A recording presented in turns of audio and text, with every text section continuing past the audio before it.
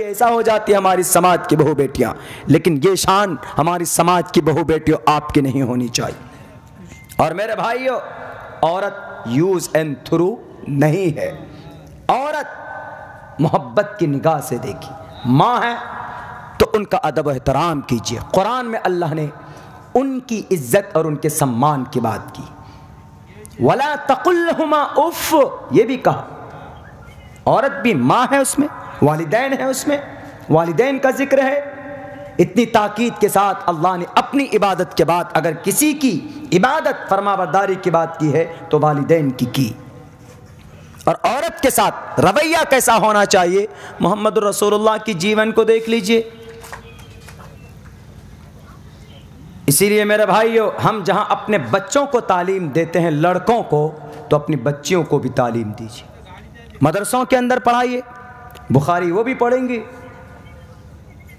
हमारे लड़कों से कहीं ज़्यादा सहन शक्ति, समझने की शक्ति हमारी समाज की बहू बेटियों के अंदर होती।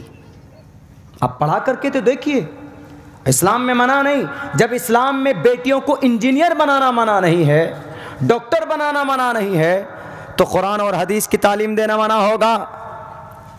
नहीं, आप दीजिए। आप अपने बेटे को पढ़ाएंगे तो ओनली एक बेटा पढ़ा आपका, बेटी को पढ़ाइए तो एक नस्ल चलेगी, उनसे नस्ल दर नस्ल।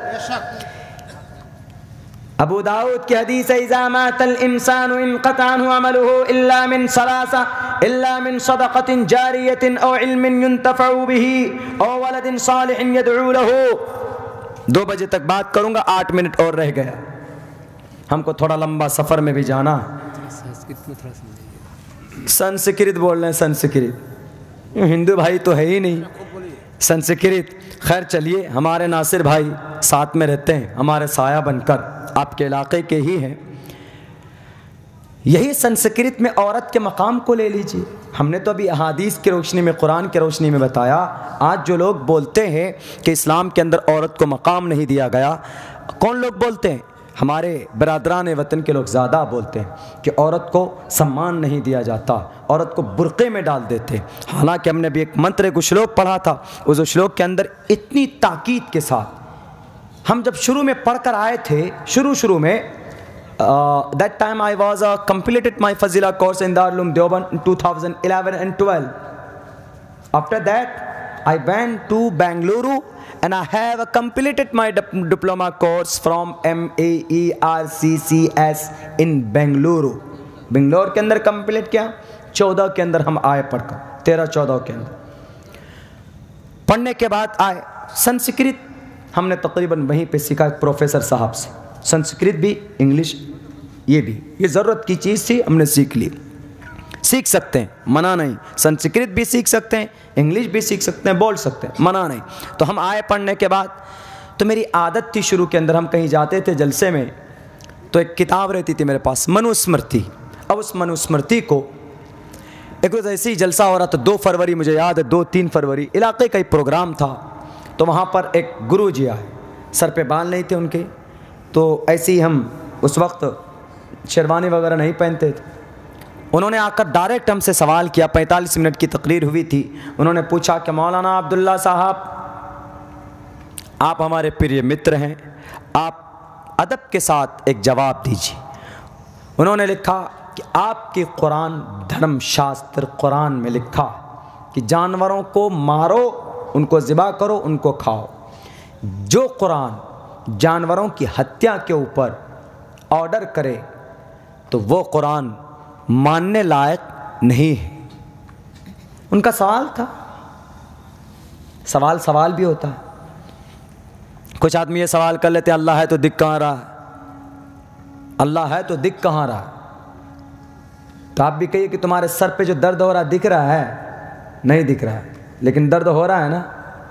फिर मानते हो कि नहीं मानते उसको? जो लोग ऐसी उलट पुलट सवाल करें, उसको जवाब भी वैसे ही दीजिए। तो उन्होंने कहा कि कैसे हम उसको फॉलो करें? तो हमने कहा कि बहुत अच्छी बात। हमने कहा देखिए, महाराज जी ने पूछा, बहुत सारे लोग थे, हिंदू मुस्लिम, हिंदुओं की बड़ी तादाद आई हुई थी। मगरिब के बाद फ़ौरन प्रोग्राम था। संस्कृत वहाँ पर ज़्यादा पढ़ी जाती, हम लोग सोचते हैं कि अब्दुल्ला साहब आएंगे, संस्कृत पढ़ेंगे, 2 बजे 3 बजे रात को संस्कृत पढ़ने का कोई फ़ायदा नहीं। अगर हिंदू भाई हो तो संस्कृत शौकियाना हम नहीं पढ़ते हैं। सपोज़ दैट अगर किसी ने एतराज़ किया कि मुसलमान नमाज क्यों पढ़ते हैं, अब हिंदू भाई आए, उनके जहन में तो यही है कि भाई मुसलमानों की यहाँ नमाज उनकी एक इबादत है, लेकिन कुछ लोगों ने उस इबादत को क्या कहा कि मस्जिद में नमाज़ पढ़ते हैं, इसके अंदर दहशतगर्दी की ट्रेनिंग होती, उनके जहन में बैठ गई, जो नाखानदा तबका है। लेकिन अब आप कैसे कहिएगा कि नहीं अल्लाह का ऑर्डर है अक़ीमुस्सलाह, तो अल्लाह के ऑर्डर को थोड़े ना मानते हैं, वो तो कुरान पर एतमाद ही नहीं। तो इसीलिए हम कहेंगे कि हमारा जो कुरान में अक़ीमुस्सलाह, इसको संस्कृत में भी ईश्वर ने लिखा है सदियों पहले। कैसे? पतमादार का जीवादियोदियन मुझे तृतीयानन को डलाकर चतुर्तर देव चंद्र का पंचम बिंदु संयुक्ता। बोलेंगे मतलब, मैंने कहा मतलब अक़ीमुस्सलाह, नमाज पढ़ो, जो मतलब इसका वही मतलब उसका। अच्छा, हमारे ग्रंथ में ऐसा लिखा है। हमने कहा आँख फाड़ के देखो, तब वो कम से कम इनकार तो नहीं करेगा, वो उसकी गलतफहमी तो दूर होगी ना कि भाई हम जिस पर इल्ज़ाम लगा रहे थे कुरान में, वही चीज़ हमारे ग्रंथ में भी है। हम मुसलमानों की अजान पर एतराज़ करते हैं कि अजान क्यों देते हैं मुसलमान, लोगों को डिस्टर्ब होती है। हम कहते हैं कि भाई कुरान को छोड़ दो तुम, हदीस रसूल के अंदर अजान का जिक्र है, सपने से लॉन्च की गई अजान, अल्लाह का ऑर्डर हुआ। हम कहेंगे कुरान को छोड़ दो, हदीस को छोड़ दो। अंतिम मोरिशी आएंगे जगत गुरु, तो इस देश में, इस ज़मीन पर क्या करेंगे वो? लिंक चिदी शिखाइना शिमशरूधारी शदू चकाउ चलापी। वो पूछेंगे मतलब क्या? हमने कहेंगे इसका मतलब अल्लाहु अकबर, उच्चलापी, ऊंची आवाज़ में बुलाने वाला। तब कहेगा अरे हमारे ही मंत्र में लिखा हुआ है। अब बेचारे मुस्लिम को क्यों ब्लेम करें या मोहम्मद को क्यों बदनाम करें? देखिए, इसीलिए पढ़ा जाता है, उस लोग हम इसीलिए पढ़ते हैं, वरना हमारे कुरान से मुक़द्दस कलाम इस धरती के ऊपर कोई नहीं। कुरान तस्दीक के लिए, सारी किताबों की तस्दीक के लिए काफ़ी। हम मंत्र पढ़कर कुरान की तस्दीक नहीं करते, कुरान पढ़कर मंत्र की तस्दीक करते हैं।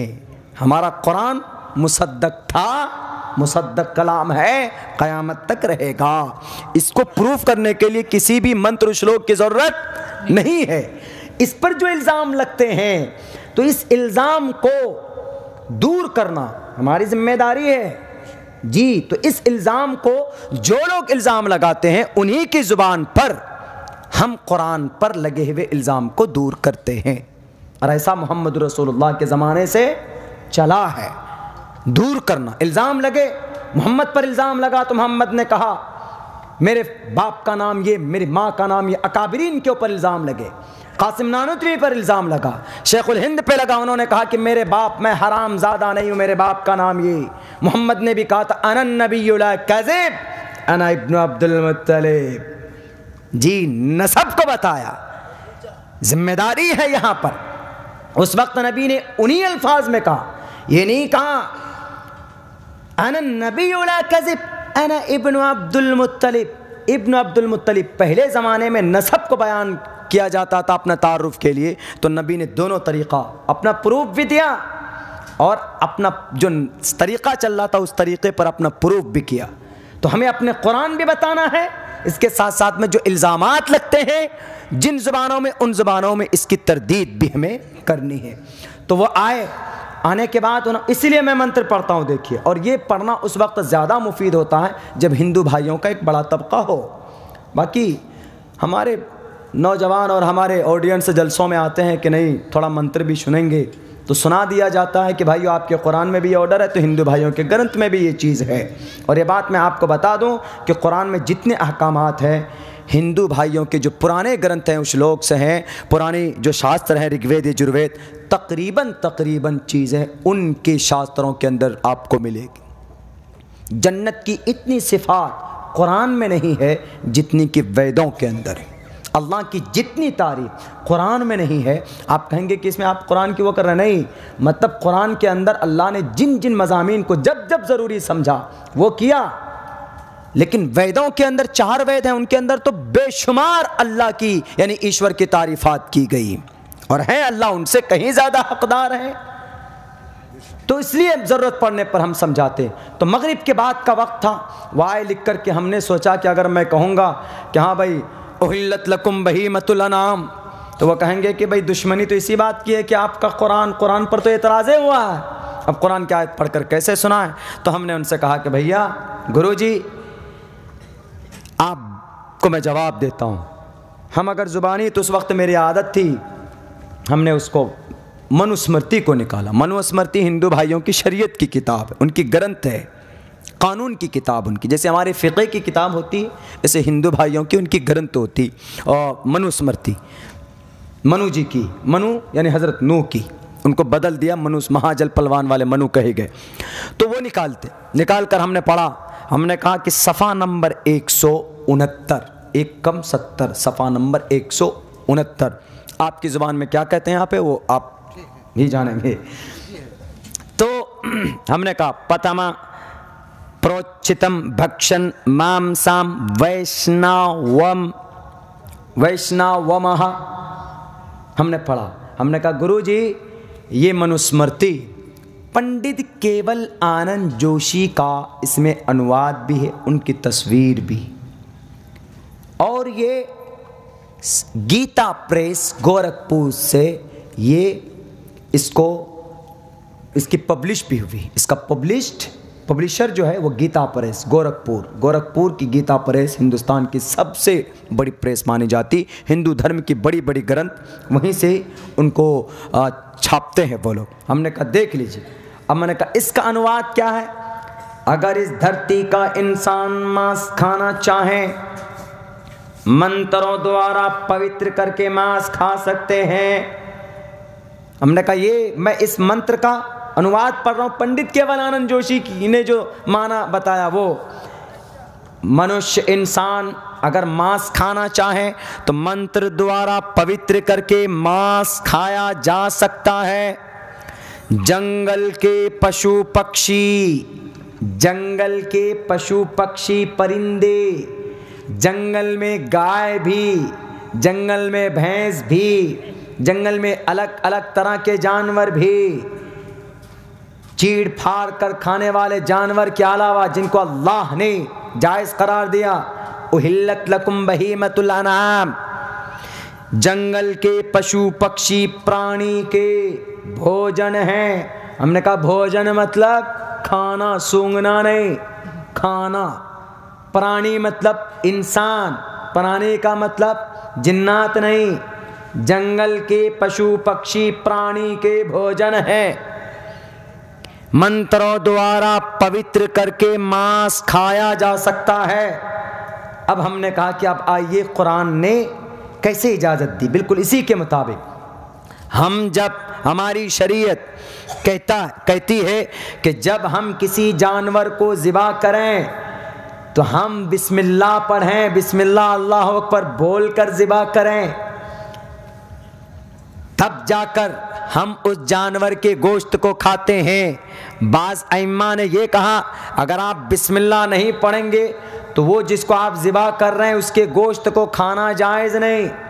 बाज़ अइम्मा ने कहा कि नहीं, हर मोमिन के अंदर बिस्मिल्लाह यानी अल्लाह जब है ही तो बिस्मिल्लाह पढ़ना ज़रूरी नहीं, लेकिन मुनासिब ये समझते हैं कि जब हम लोग करते भी हैं, अगर मुर्गा भी ज़िबा करते हैं, खस्सी भी, तो हम लोग बिस्मिल्लाह पढ़ते हैं। क्यों? ताकि बरकत हो, शरीयत की इत्तिबा हो जाए, पाक पवित्र हो जाए।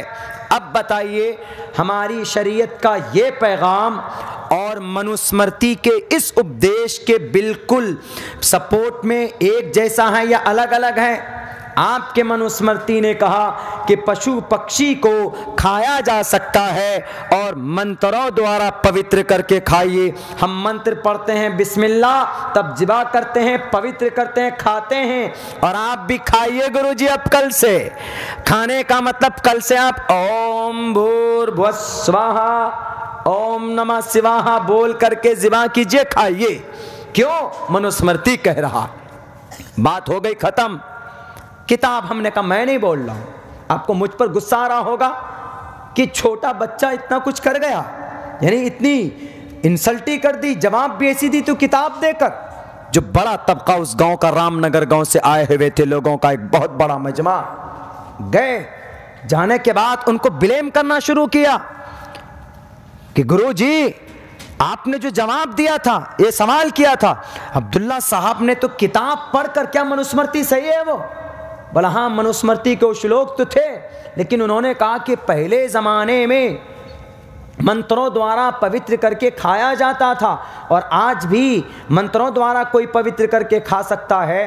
क्या मतलब है इसका? पशु पक्षी प्राणी के भोजन है, ये कब होता था? आप लोग क्यों नहीं बताया हम लोगों को? उन्होंने कहा कि ऐसा है कि वैदिक दौर में यानी वैद जब माना जाता था तब भोजन करते थे लोग, मांस खाते थे लोग वैदिक दौर में, यानी जब वैद को मानते थे। तो बहुत से जाहिल लोगों ने क्या कहा, क्या अब वैद को नहीं मानते हम लोग? अब भी तो वैदे को मानते हैं। जब मानते तो फिर आप लोग बताते क्यों नहीं? उन्होंने कहा कि बस अब बहुत सारी नई नई शास्त्र आई है, उसके अंदर बहुत सारी ये हो गए वो गए, बड़े कब जैसे जैसे उन्होंने बहाना किया होगा। मेरे भाई ये 2 रोज के बाद फोन आता है, वो कड मुल्ला लोग बैठकर, मतलब कड मुल्ला, उनके कड मुल्ला लोग, उनके कड गुरु लोग बैठकर उन्होंने कहा इतनी बड़ी इंसल्टी हो गई, कुछ किया जाए। फ़ोन किया, अब्दुल्ला साहब क्या आप तैयार हैं साबित करने के लिए अपने कुरान से अहादीस से जो जो सवाल हम करेंगे?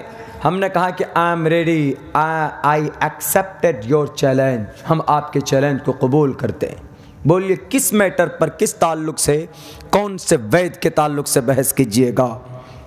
तय हो गई बात गोश्त के ऊपर। 2-3 दिन के बाद हमने कहा मैं अकेला आऊँगा, मेरे साथ एक आदमी आएंगे, हमारे घर के करीब ही थे, अपने इलाके की बात कह रहा हूँ मैं। हमने कहा आऊँगा, हमने कहा ज़्यादा से ज़्यादा वैदानियत पे करेगा, वैदानियत के ऊपर सैकड़ों मंत्र, ज़्यादा से ज़्यादा जन्नत जहन्नम में करेंगे, सैकड़ों मतलब श्लोक है, गुनाह, पाक, नापाक, पाप, जिस टॉपिक पर आ जाएं सब टॉपिक के ऊपर करने के लिए तैयार हैं, हम करेंगे बैठ करके। हमने अपने आलिम दीन से, अपने उस्ताद से मशवरा किया, बोला बिल्कुल डरना नहीं। बोला पढ़े कहाँ से हो? मैंने कहा मैं तो आप जानते हैं कासमी हूँ। बोला कासमी की सिफत किसी भी बातिल ताकत के सामने झुकते नहीं है। वो मौलाना कासिम बबांगे दोहल, पंडित दयानंद सरस्वती को भगाया था रुड़की से, जब मुनाजरा नहीं कर पाया था तो मेरठ आया। हजरत मौलाना बीमार थे, उसके बावजूद भी मेरठ पहुंच गए। वहां से पता नहीं कहां भागा, ऐसे गायब हुआ जैसे गधे के सर से सींग गायब हो जाता है, ऐसे वो गायब हो गया। हमने कहा कि ये निस्बत है तो मुकाबला करो उनका, बोलो एक्सेप्ट करो। हमने कहा कबूल है। 3-4 रोज के बाद मशवरा करने के बाद क्या बात निकली वहां से? जो अच्छा विद्वान था उनका, उन्होंने कहा पता है उस दिन आपने सवाल किया तो किताब खोलकर बता दिया। वो संस्कृत के साथ अंग्रेजी में भी, बाइबल से भी हवाला दे देगा। और वो बोला कि मैं समझता हूं जितनी नॉलेज संस्कृत की उस बच्चे को है, गुरुजी आपको नहीं। अगर आप उनसे डिबेट करेंगे कि ईश्वर एक है, ईश्वर की एक भक्ति करनी चाहिए, तो वो वेद से भी पढ़ेगा, गीता से भी पढ़ेगा, रामायण से भी वो देगा प्रूफ। जब वो प्रूफ दे देगा तो आप इस पूरे गांव को मुसलमान होने से नहीं रोक सकते। इसीलिए बेहतर है जो आपने चैलेंज किया उसको वापस लीजिए। बहाना बनाकर कहिए कि हमारे गुरु लोग नहीं आएंगे, किसी टाइम पे करेंगे। तो आज तक उनका 1 महीना नहीं हो रहा। वो बोले क्या मौलाना अभी 1 महीने के बाद करेंगे, आपको तारीख बता देंगे। अभी तक उनकी तारीख आ ही रही। तो ये चीज़ है, संस्कृत श्लोक उस वक्त पढ़ना ज़्यादा मुफीद हो जाता है जब हमारे हिंदू भाई हो, उनको भी जलील करने के लिए नहीं, समझाने के लिए कि आप जो एक ईश्वर को नहीं मानते हैं, एक ईश्वर की भक्ति की बात कही गई। अल्लाह से दुआ करता हूँ अपने समाज की बेटियों को पढ़ाइए, आलिमा बनाइए, फाजिला बनाइए, ताकि ख़ानदान पढ़े, समाज का, घर के अंदर एक बेहतरीन माहौल का निर्माण हो सके। बहुत बहुत शुक्रिया मैं अदा करता हूँ हज़रत नाजिम साहब का कि उन्होंने मुझे औरत के ताल्लुक़ से और समाज की बहू बेटियों के ताल्लुक़ से बात करने का मौका फराहम फरमाया और दिल खुश हो गया है। मैं भी एक छोटा सा बनात चलाता हूँ, छोटा सा, उसका भी काम प्रोसेस में है, लेकिन यहाँ आकर हमको एक सीख मिला कि 650 बच्चियाँ तकरीबन ज़ेरे क़याम है, क़याम ताम उनका इस इदारे के अंदर। बहुत बड़ा काम हो रहा है। बच्चों को पढ़ाना बहुत आसान होता है, बच्चियों का इंतज़ाम करना बहुत कठिन और बहुत मुश्किल, कोई जिहाद अकबर से कम नहीं। इसीलिए मैं शुक्रगुजार हूँ हज़रत नाजिम साहब का, इनकी पूरी टीम का, पूरी कमेटी का, जो इस को लेकर आगे चल रहे हैं। दुआ करता हूँ कि अल्लाह पूरी दुनिया के अंदर इस इदारे को दीन की खिदमत के लिए कबूल फरमाए और अपनी बहू बेटियों को हम वो सम्मान दें, वो मान दें, वो इज़्ज़त दें जो अल्लाह के नबी अलैहिस्सलातु वस्सलाम ने जो बयान किया। बहुत बहुत शुक्रिया। अस्सलामु अलैकुम वरहमतुल्लाहि वबरकातुहू। आप तो प्यासे रख दिए। कोई बात नहीं।